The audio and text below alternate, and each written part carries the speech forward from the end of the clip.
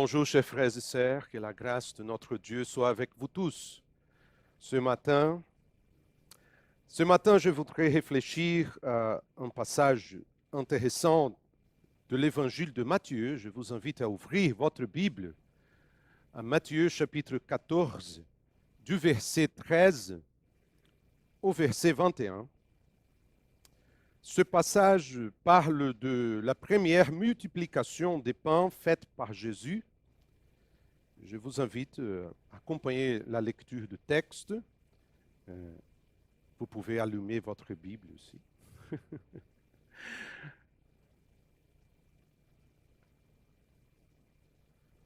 Et la personne qui n'a pas de Bible peut accompagner le texte ici. À cette nouvelle, Jésus partit de là dans une barque pour se retirer à l'écart dans un endroit désert. L'ayant appris, la foule sortit des villes et lui suivit à pied. Quand Jésus sortit de la barque, il y vit une grande foule et fut rempli de compassion pour elle. Et il guérit les malades. Le soir venu, les disciples s'approchèrent de lui et dirent: « Cet endroit est désert, et l'heure est déjà avancée. Renvoie la foule, afin qu'elle aille dans les villages pour s'acheter des vivres. » Jésus leur répondit: « Ils n'ont pas besoin de s'en aller. Donnez-leur vous-même à manger. » Mais ils lui dirent: « Nous n'avons ici que 5 pains et 2 poissons. Apportez-les-moi ici, leur dit Jésus. Il fit asseoir la foule sur l'herbe, prit les 5 pains et les 2 poissons, leva les yeux vers le ciel et prononça la prière de bénédiction. Puis, il rompit les pains et les donna aux disciples, qui les distribuèrent à la foule. Tous mangèrent et furent rassasiés, et l'on porta 12 paniers pleins de morceaux qui restaient. Ceux qui avaient mangé étaient environ 5000 hommes, sans compter les femmes et les enfants.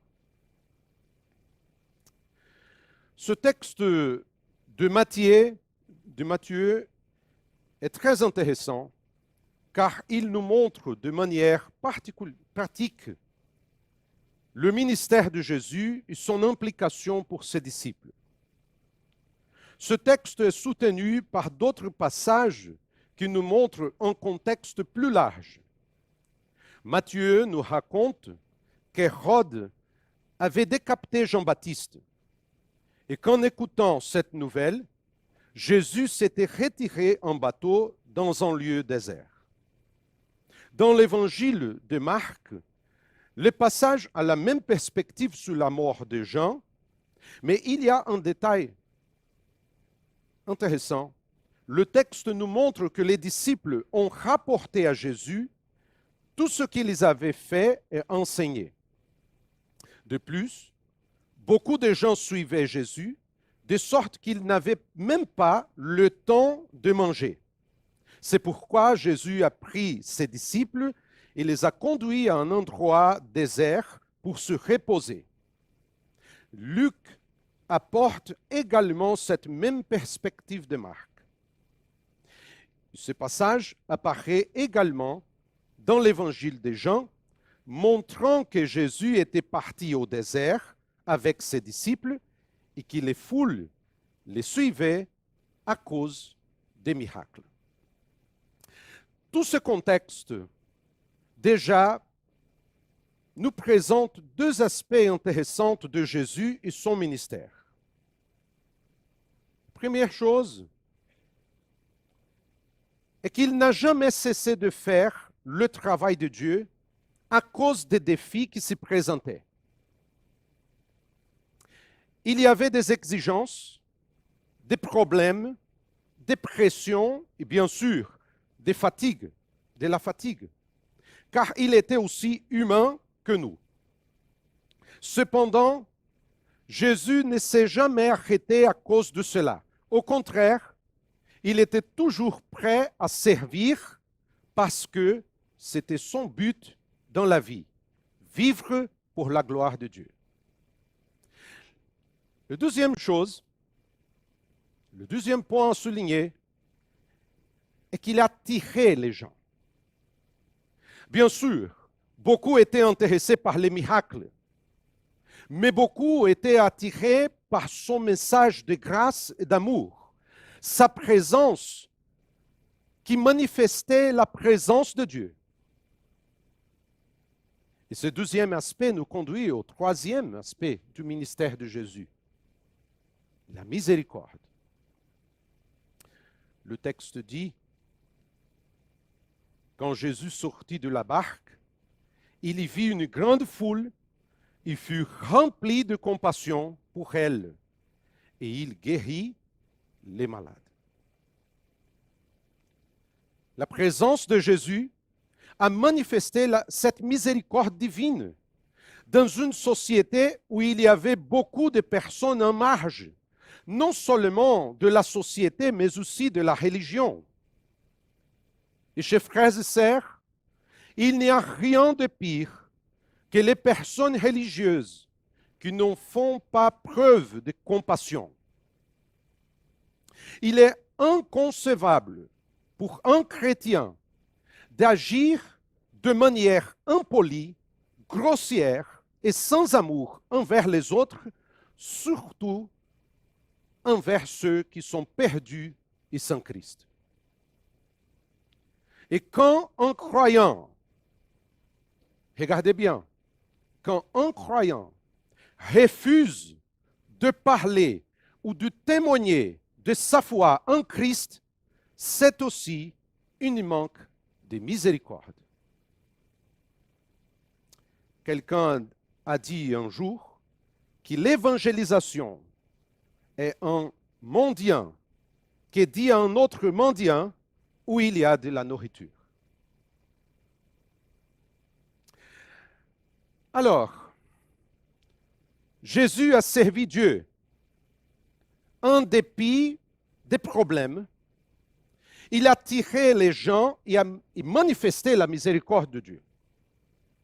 La question qui se pose naturellement ici est la suivante. Pourquoi nous ne faisons pas de même? Pourquoi? Nous nous appelons chrétiens, c'est-à-dire celui qui suit à Christ.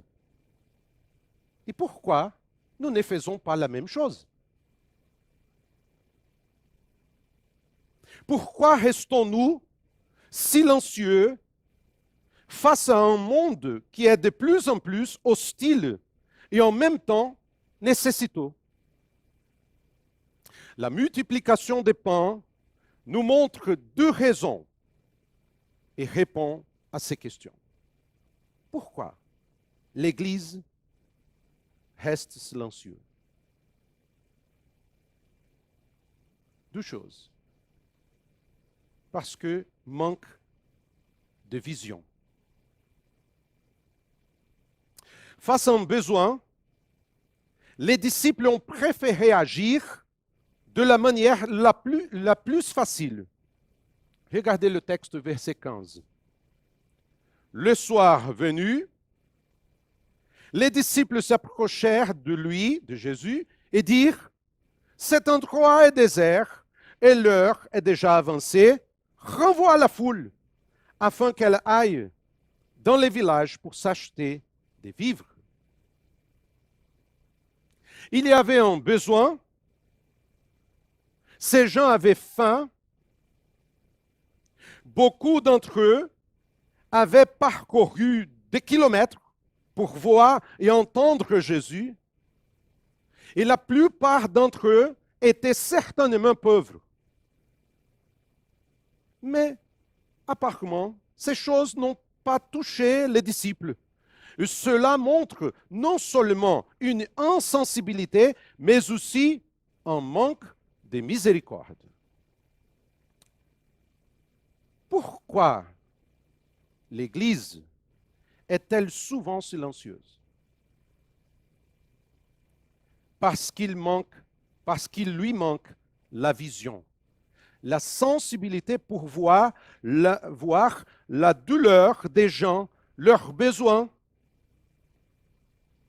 La situation ne peut être pas la même que celle de ces personnes à l'époque de Jésus, mais il y a un besoin auquel il faut répondre. Quels sont les besoins des gens aujourd'hui? Il leur manque l'espoir. Il leur manque la joie. Il leur manque la paix. Il leur manque le vrai salut. Chers frères et sœurs, manque à notre société la présence de Dieu, la grâce de Dieu. Nous vivons dans une société totalement antichrétienne et païenne, avec des valeurs et des idées contraires à celles que Dieu a déterminées. Face à cette nécessité, le texte se lit comme suit. Jésus leur répondit, « Ils n'ont pas besoin de s'en aller. Donnez-leur vous-même à manger. » Confronté à une manque de vision, Jésus a lancé un défi aux disciples. Donnez-leur vous-même à manger. Et Jésus fait la même chose avec nous aujourd'hui. Nous avons la parole de Dieu, qui est la lampe qui éclaire le chemin. Le pain qui nourrit l'âme, la vérité qui transforme. Nous avons l'évangile de Christ. Et comme dit Paul, en effet, je n'ai pas honte de l'évangile de Christ. C'est la puissance de Dieu pour le salut de tout homme qui croit, du juif et du non-juif, du brésilien, du portugais, du français, des Africains, des Russes, peu importe. L'évangile est la puissance de Dieu.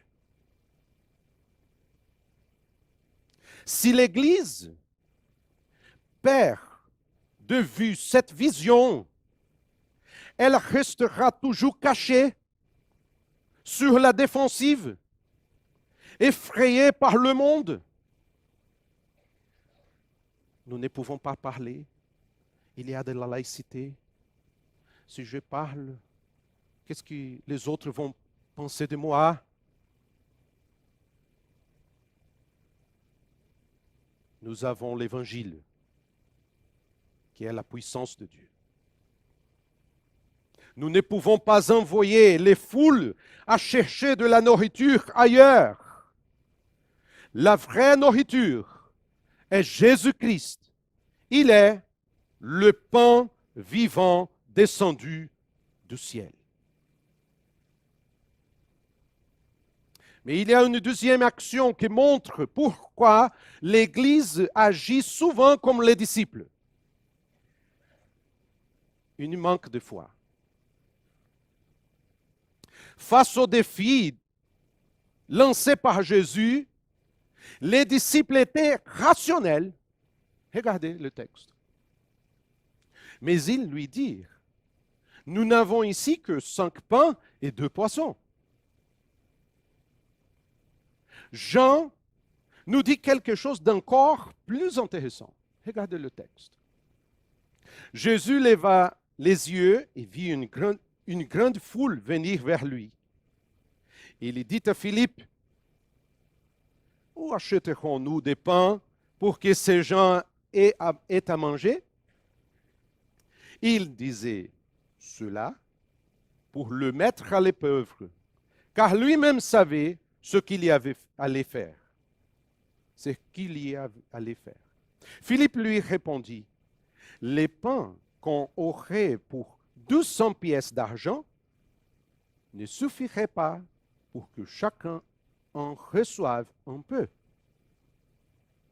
Un de ses disciples, André, le frère de Simon-Pierre, lui dit, il y a ici un jeune garçon qui a 5 pains d'orge et 2 poissons, mais qu'est-ce que cela pour tant de monde? La question de Philippe est intéressante et son raisonnement était logique. Même si nous travaillons presque toute l'année, nous ne pourrions pas nourrir cette foule. André a essayé de trouver une issue en trouvant un garçon avec 5 pains et 2 poissons, mais sa question révèle sa limite. Qu'est-ce que cela représente pour tant de gens?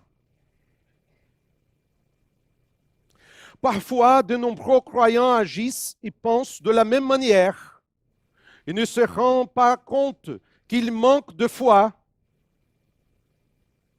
C'est l'incrédulité d'Israël qui a conduit toute une génération à mourir dans le désert. L'incrédulité de Pierre l'a fait couler lorsqu'il a marché sur l'eau. Chers frères et sœurs, c'est l'incrédulité qui a tué de nombreuses églises chrétiennes en Europe dans le passé. Et ce sera l'incrédulité qui nous détruira si nous ne comprenons pas que l'œuvre de Dieu s'est faite par la foi. Je ne dis pas que nous ne devons pas planifier les choses, ni que nous devons être imprudents. Je parle ici de la foi comme d'une vie chrétienne qui est attentive à la voix de Dieu et qui obéit l'Éternel, même dans des circonstances défavorables. Je parle de la foi qui nous rend audacieux pour agir dans ce monde. La foi qui nous pousse à accomplir l'œuvre de Dieu et à consacrer toute notre vie, nos dons et nos talents à la louange de sa gloire.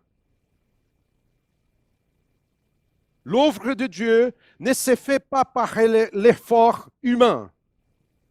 Elle est composée d'hommes et de femmes, d'adolescents, de jeunes et d'adultes qui, dans la puissance du Saint-Esprit, s'y remettent entre les mains de l'Éternel pour réaliser l'impossible.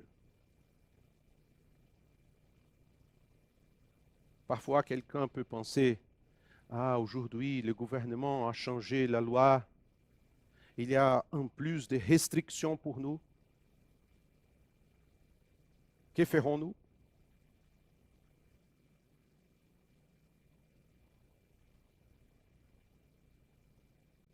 Je vais poser une question ici et y prêter attention, s'il vous plaît.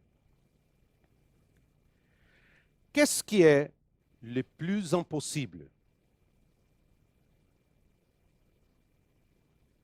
Ne réponds pas rapidement, vous risquez d'être déçu.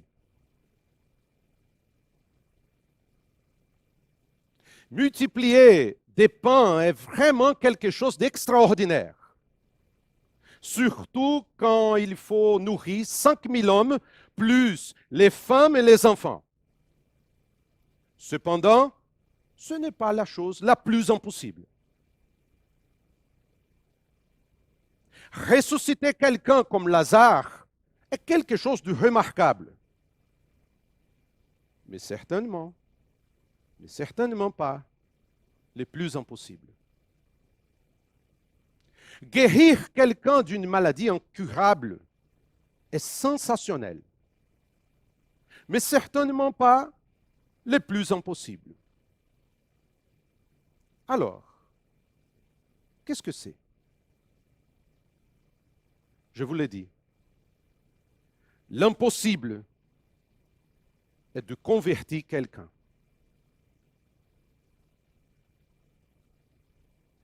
Souvenons-nous du jeune homme riche. Il est venu à Jésus, confiant de sa foi religieuse et ses actes de bonté. Mais lorsqu'il a été confronté à l'évangile du royaume qui dit « Va, vends tout ce que tu as, donne-le aux pauvres, et tu auras un trésor dans le ciel. Puis, viens et suis-moi. » Ce jeune homme est parti triste. Il était religieux. Il accomplit la loi de Moïse. Il se confie dans sa foi religieuse. Et quand Jésus dit, va, vends tout, suis-moi. Il est parti triste. Nous connaissons bien ce passage. Et nous avons oublié de voir sa conclusion. Jésus n'est pas poursuivi le jeune homme. Il n'est pas essayé de trouver un accord avec lui. Au contraire, il a dit combien il était difficile pour un homme riche d'entrer dans le royaume de Dieu. Et face à la déclaration de Jésus, le texte dit que les disciples furent encore plus étonnés et ils se dirent les uns aux autres, et qui peut être sauvé? Jésus les regarda et dit, cela est impossible aux hommes, mais non à Dieu, car tout est possible à Dieu. Considérez la question, qui peut être sauvé? Je vous l'ai dit, chers frères et sœurs, personne. Du point de vue humain, personne. C'est impossible. Mais pour Dieu, tout est possible. C'est pourquoi la conversion est le plus grand miracle que l'on puisse vivre dans la vie. On peut multiplier les pains, mais demain, il n'en restera plus beaucoup. Il faudra à nouveau faire du pain. Quelqu'un peut être guéri d'une maladie terrible, mais au bout d'un certain temps, il mourra. Quelqu'un peut être ressuscité, mais il mourra aussi, car Lazare n'est plus parmi nous. Mais celui qui est en Christ est une nouvelle création. Cette transformation commencera ici et franchira la barrière de cette vie, car la vie éternelle commence dans la nouvelle naissance. Chers frères et sœurs, il faut le croire. Il faut le croire, ces choses. Si vous ne croyez pas c'est impossible, vous ne prêchez pas l'Évangile. Vous ne témoignez pas avec puissance et vous perdez la vision. Il faut croire que Dieu est capable de convertir les gens, de transformer le cœur. Donne-leur vous-même à manger.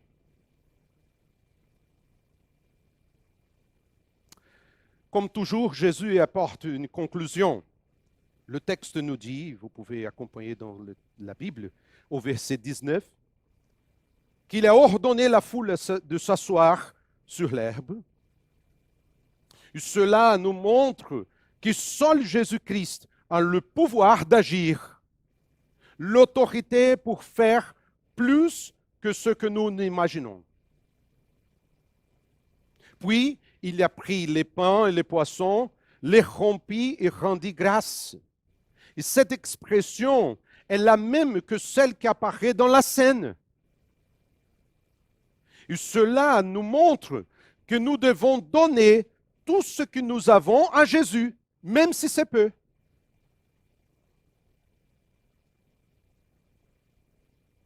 Je voudrais poser une autre question à vous.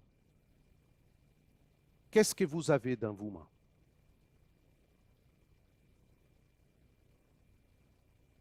Moïse avait un bâton de berger. Mais dans la main de Dieu, ce bâton est devenu la verge de Dieu, qui a fait des miracles en Égypte et dans le désert. Qu'est-ce que vous avez dans vos mains? David n'avait qu'une fronde et 5 pierres. Mais avec elle, il a fait tomber Goliath, qui mesurait 2,90 m.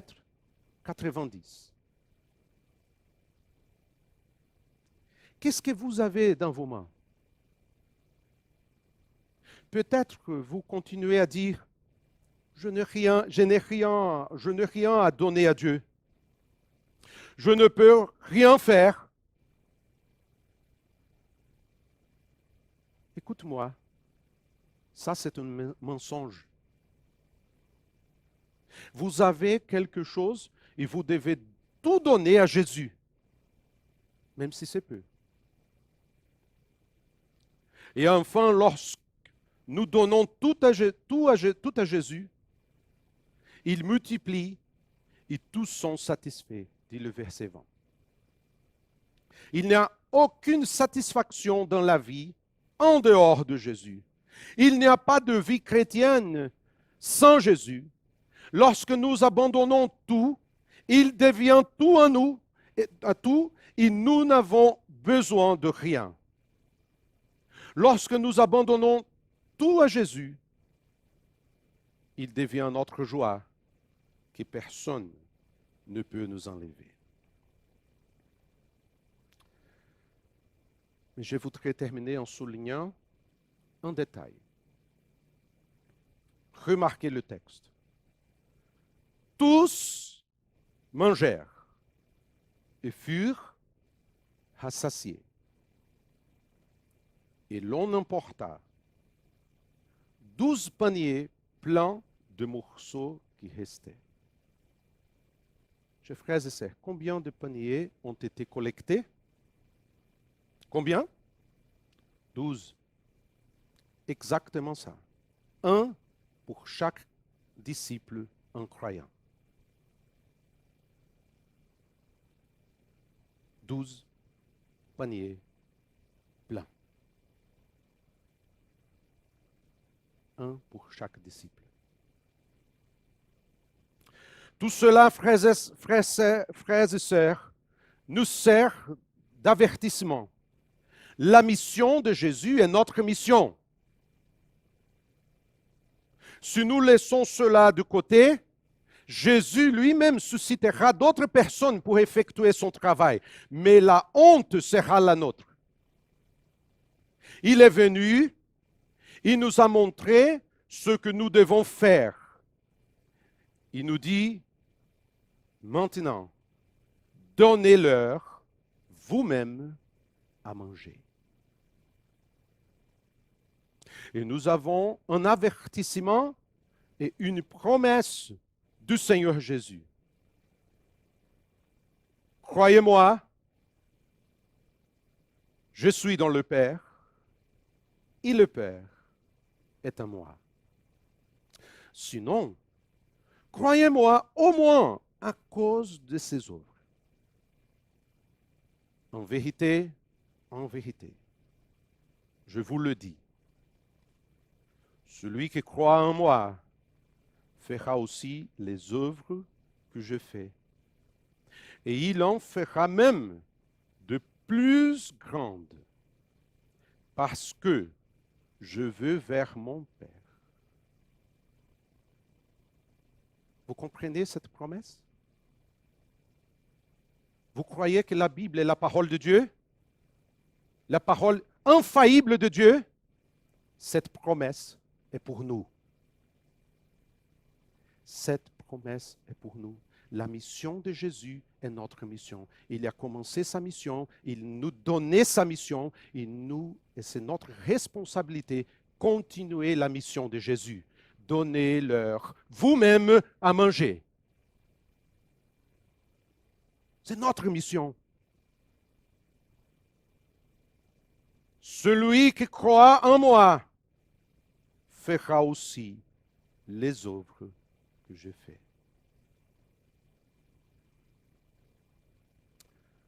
Ce matin, je vais faire quelque chose de différent. Je vais prier. Je vais prier avec tous ceux qui veulent avoir une vision et une foi, mais qui se trouvent sans force. Parfois, nous sommes à l'église. Tous les dimanches, nous sommes là. Nous marchons dans une vie chrétienne normale ou habituelle. S'il y a une chose qui c'est pire, c'est s'habituer à les choses religieuses. C'est pire quand nous habituons à venir à l'église, à chanter, à écouter quelques versets bibliques, à partir et à penser que la vie religieuse, c'est tous les dimanches à 10 heures.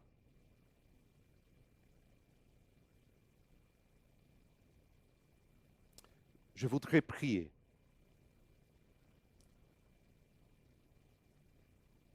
Prier, non pas que ma prière soit plus forte que la vôtre, mais en tant que votre pasteur, celui qui prie et qui est spirituellement responsable du troupeau de Christ, je vais prier avec vous. Je prie pour vous tous les jours.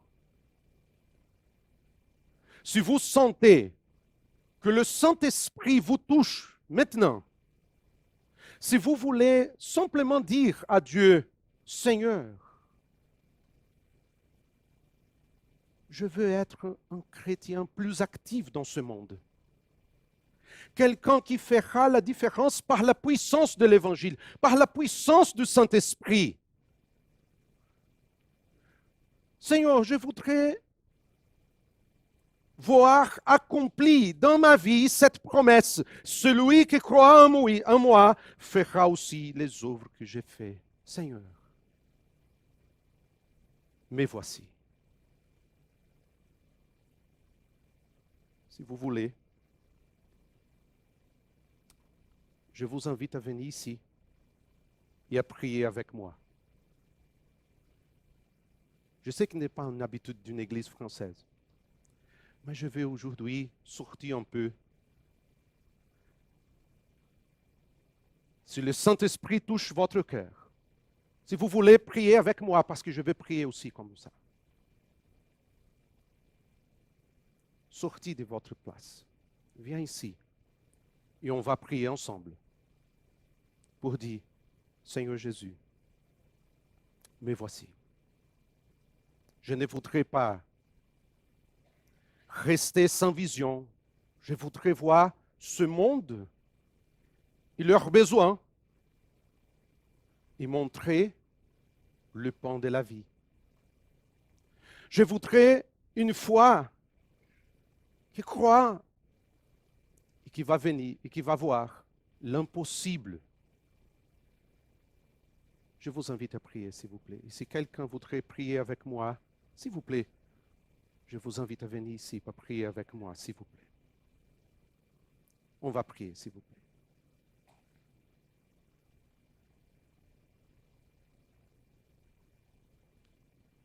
Parce que cette prière sera ma prière aussi. Oui, viens ici, on va prier ensemble. S'il vous plaît. Amen. Gloire à Dieu. On va prier, s'il vous plaît.